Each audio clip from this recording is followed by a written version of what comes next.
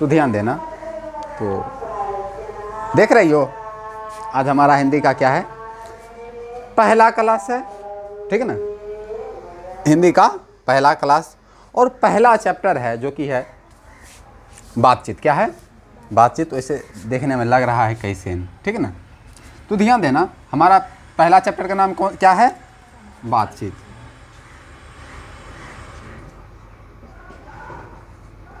बातचीत। और इनके लेखक कौन है? बालकृष्ण भट्ट।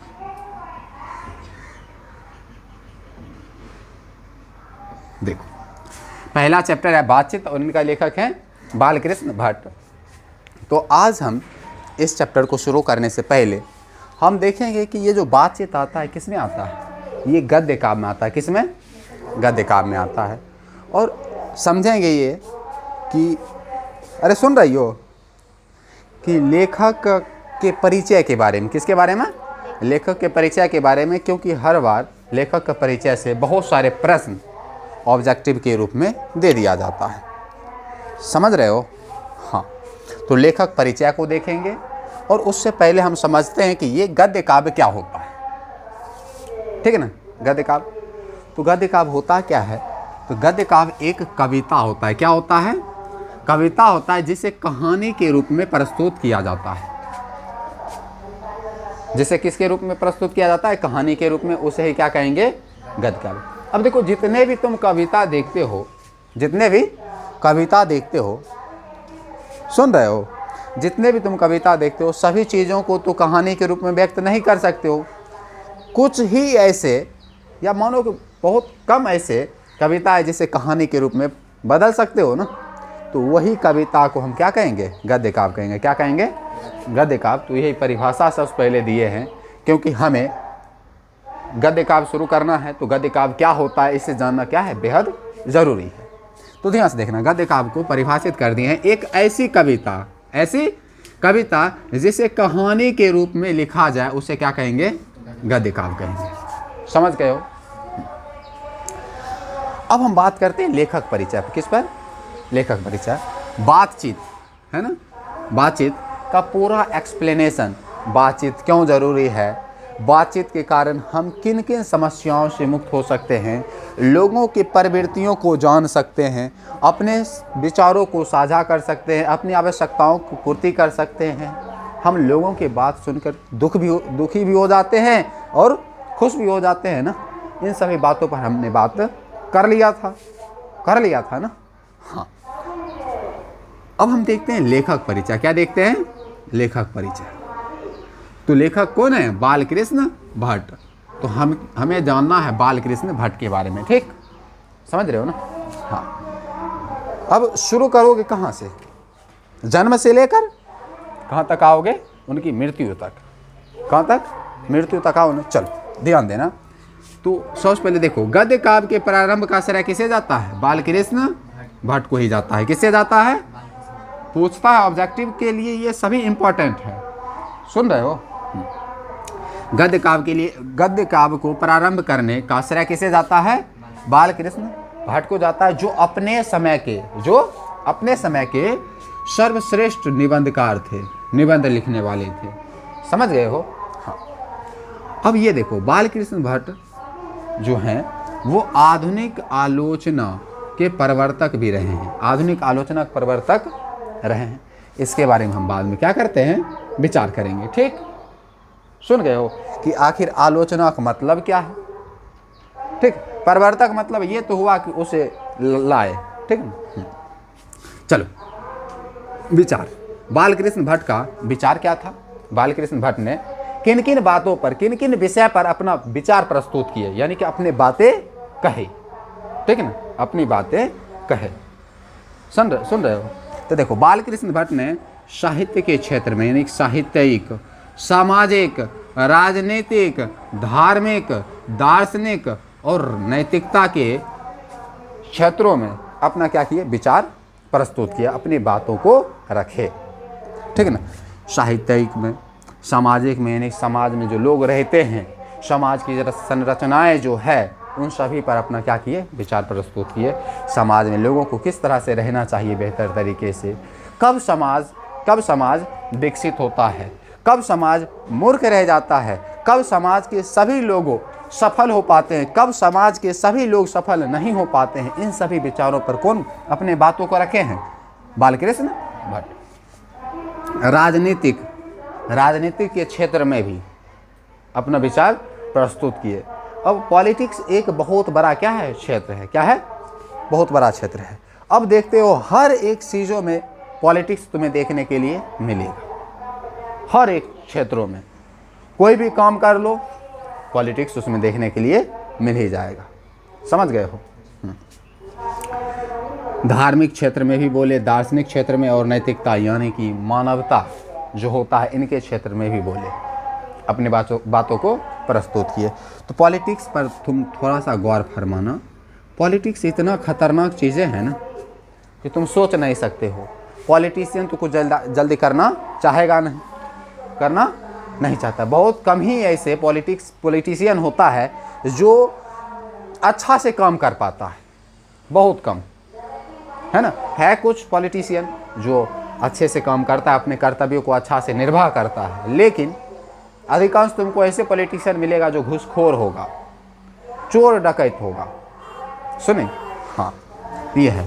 अब तुम एग्जाम्पल समझो। अब कैसे, मान लो कि तुम कहीं जाते हो, है ना, कहीं के रोड खराब है, वहाँ रोड अगर सही कर दो, चाहे छोड़ो, तुम्हारे क्षेत्र में एक को स्कूल नहीं है ना, अब वहाँ तुम स्कूल बना दो अपना 15-20 लाख 50 लाख रुपया खर्चा करके, और उसका तुम उद्घाटन करो, तो तुम बनवाओ तो तुम उद्घाटन करोगे ना। लेकिन जब तुम उद्घाटन करोगे ना, उस समय तुम्हें रोक दिया जाएगा कि तुम पॉलिटिशियन नहीं हो, तुम यहाँ कोई विधायक सांसद को बुलाओ, क्योंकि ऐसा एक घटना घट चुका है। एक डीएम था किसी क्षेत्र का, वो रोड बनवा दिया था। रोड कितना 40-50 साल से नहीं बना था। लोगों का यातायात जीवन बहुत क्या था, खराब था। अब यातायात व्यवस्था अच्छा नहीं है, कभी भी किसी का तबीयत खराब हो सकता है ना। तो वो क्या किया, अपना रुपया लेकर, गांव वालों को रुपया लेकर सड़क बनवाया। उद्घाटन करने गया तो वहाँ विधायक से हो गया कि विधायक को क्यों नहीं बुलाए हो। रिबन जो काटता है, उद्घाटन जो होता है, देखता ना है, नारियल फोड़ता है, छोटा नारियल फोड़ता है, पूरा बांधे गिर जाता है, पुले गिर जाता है। खेत में ज़्यादा एक पुलर बनाया है, बताओ। सुने, इधर से भागलपुर है शायद, हाँ वहीं पर अस्पताल बन रहा है। सुनिए, क्या बन रहा है, अस्पताल। लगभग 4-5 साल या उससे ज़्यादा हो गया है, तो 4 गो पिलर बनकर तैयार हुआ है 4-5 साल में। 4 गो पिलर, हाँ 4-5 साल में सिर्फ 4 गो पिलर। चलो इस पर यह अलग क्षेत्र हैं। चलो अब फिर से बात करते हैं बालकृष्ण भट्ट पर, ठीक है ना। इनका जो जन्म हुआ था ना, ये 23 जून 1844 हुआ था। कब? 23 जून 1844 हुआ था, इलाहाबाद में, जो कि यूपी में पड़ता है। कहाँ पड़ता है? यूपी में पड़ता है। 23 जून 1844 को, समझ गए हो। इनकी माता का नाम था पार्वती देवी और पापा का नाम था बेनी प्रसाद भट्ट। क्या नाम था? पार्वती देवी और बेनी प्रसाद भट्ट, मम्मी पापा का नाम, समझ गए हो। इनकी जो प्रारंभिक शिक्षा शुरू हुआ ना, ये हुआ था इनके गांव से ही। कहाँ? गांव अर्थात घर कह सकते हो ना। और गांव में ये हिंदी और संस्कृत का शिक्षा प्राप्त किए, हिंदी और संस्कृत के विषय पर अध्ययन किए, पढ़े, समझ गए हो। फिर अब एक और लैंग्वेज छूट रहा है जो कि बेहद क्या है, इंपॉर्टेंट है, इंग्लिश। इंग्लिश के लिए ये 1867 में, कब? 1867 ईस्वी में मिशन स्कूल गए। कहाँ गए? मिशन स्कूल, जो कि प्रयागराज में पड़ता है। कहाँ? प्रयागराज में। और वहाँ ये इंग्लिश की शिक्षा प्राप्त किए। किसकी? इंग्लिश की। जब इंग्लिश की शिक्षा प्राप्त किए, उसके बाद 2 साल के बाद ही ये 1869 में, कब? 1869 में वहाँ पढ़ाना शुरू किया और 75 तक पढ़ा। 1869 से लेकर 1875 तक, अर्थात 6 साल पढ़ा है ना। कहाँ? वहीं पर अध्यापन किए, यानी शिक्षक बने रहे, पढ़ाने का क्या किए? कार्य किए, समझ गए हो। हाँ, उसके बाद 1888 में, कब 1888 में प्रयागराज के कायस्थ विद्यार्थी पाठशाला में, प्रयागराज के कायस्थ पाठशाला में इंटर कॉलेज में भी अध्यापन किए थे। ये याद रखना, ये समझ रहे हो, ये याद रखोगे। और ये मिशन स्कूल में जो 1869 से 75 तक अध्यापन किए ना, ये याद रखना, ये बेहद बहुत बार पूछा जा चुका है, समझा? सुनिए, हाँ। उसके बाद 1877 में ये एक मासिक पत्र क्या करते हैं, प्रकाशित करते हैं। क्या प्रकाशित करते हैं? मासिक पत्र, जिसका नाम होता है हिंदी प्रदीप। क्या नाम होता है? हिंदी प्रदीप। ये एक मासिक पत्र होता है जिसे ये लगातार क्या करते थे, प्रकाशित करते थे, ठीक है ना। और ये लगातार 33 वर्षों तक प्रकाशित करते रहे। कितने वर्षों तक? 33 वर्षों तक प्रकाशित करते रहे। लेकिन उसके बाद हो गया, उनको आर्थिक तंगी हो गया, यानी कि रुपया पैसा की काफ़ी क्या हो गई, कमी हो गई, जिसके कारण ये मासिक पत्र को उन्हें छोड़ना पड़ा, ठीक है ना। अभी देखो, राजपाल यादव का नाम सुने हो ना, राजपाल यादव का, वो बैंक से कुछ रुपया लिया था, 5 करोड़ रुपया लिया था, है ना। अब काम कर रहा था ही अति कॉमेडियन जो है, पहचानते हो ना, पहचानते हो ना, वो बैंक करप्ट हो गया है, उन्हें जेल के अब जाने वाला है, सुना। लेकिन कुछ लोग मदद कर रहा है। देखो,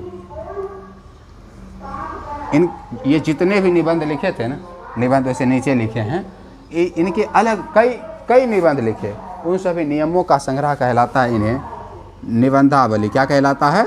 निबंधावली। तो याद रखना, बोलेगा कि बालकृष्ण भट्ट के निबंधों का संग्रह क्या कहलाता है? निबंधावली कहलाता है। याद रहेगा, रखना ही पड़ेगा।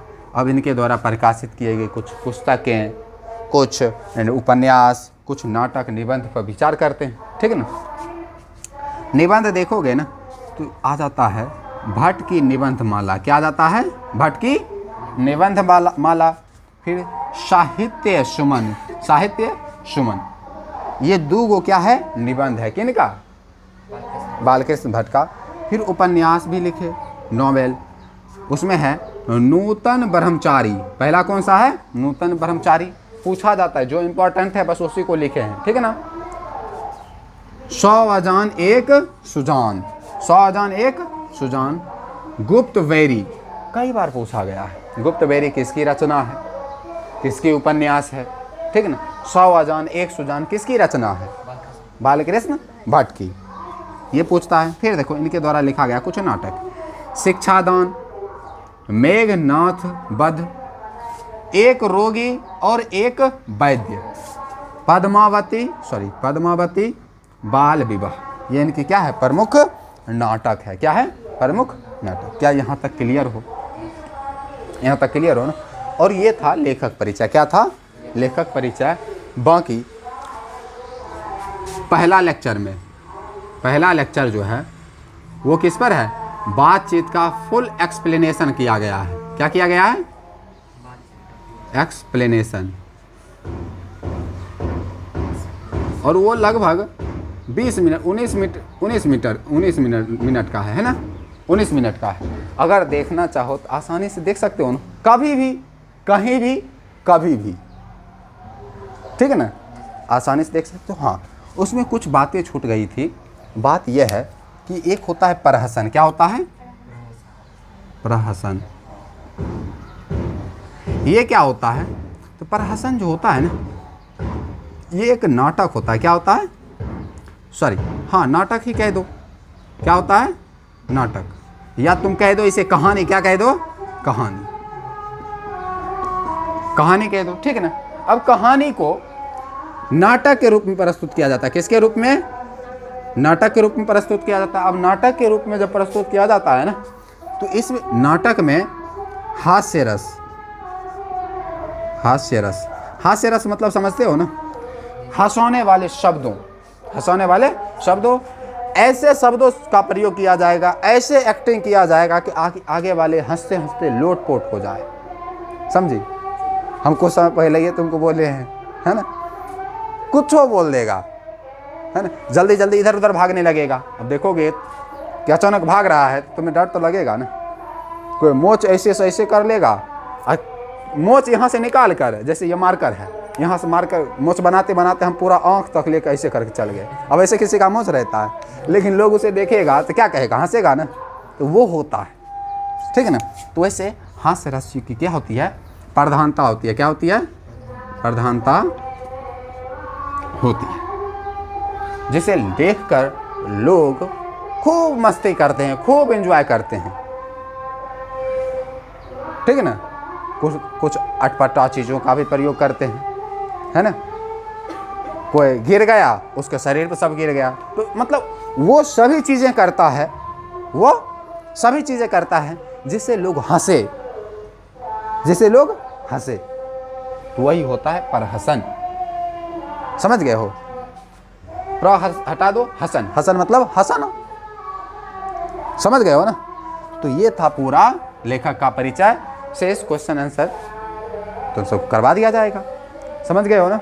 और तुम जब वो लेक्चर फिर से देखोगे ना, अच्छा हम जो कल बोल दिए हैं ना, वो सभी सुनोगे ना, तो तुम्हें ऑटोमेटिक सब चीज़ याद रहने वाली है। क्वेश्चन आंसर तुम्हें लिखने की कोई ज़रूरत नहीं, तुम्हें रटने की ज़रूरत नहीं, तुम अपने मन से लिख लोगे क्वेश्चन आंसर, ठीक है ना। फिर कल विचार करेंगे अगले चैप्टर पर, समझ गए हो।